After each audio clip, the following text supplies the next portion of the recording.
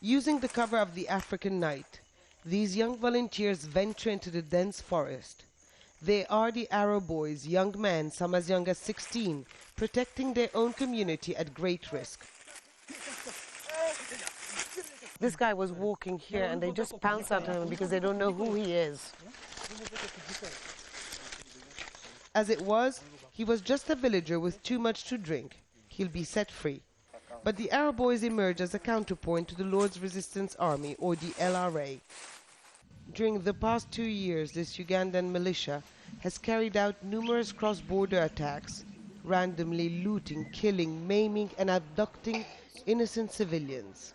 The border with the Congo is only a few kilometers away and it consists of this thick forest. It is virtually impossible to notice anyone coming through it unless it's too late.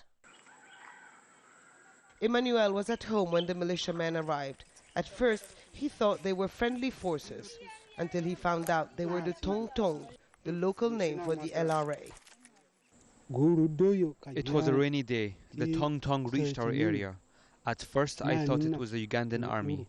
They abducted 8 of us. They took all of our food and made us carry it on our backs with our hands tied. They made us walk for 3 days and nights. They beat our legs with sticks and they killed one of us. Thousands of people have abandoned their homes, jobs and land in fear of the LRA and its brutal attacks. In the meantime, people kept on arriving, 100, 200, 300, many with terrible stories. Most of them had lost some of their relatives. One lady lost 17 members of her family. All killed, 17. This is when the Arrow Boys decided to strike back.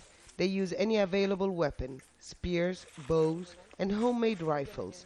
Bullets are available at the local market for $2 each. We really like it because it is very effective. Though you put the bullets, you shoot. If you target 3 people in a place, it has got metals in it, which when after shooting, at least 1 or 2 people have to die.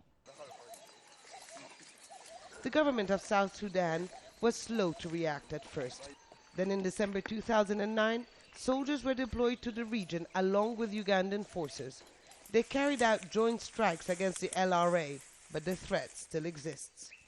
Now the government wants the Arrow Boys to hand in their weapons as part of a disarmament program across southern Sudan.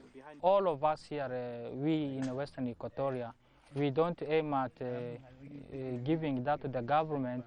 We plead to them so that they leave us so as we keep on until the time of referendum, the time of election. Disarming is a key issue for the stability of southern Sudan. But unless the government is able to convince people that it controls the territory at such a critical time, people will continue to take matters in their own hands. Hoda Hamid, Al Jazeera, Nzara in southern Sudan.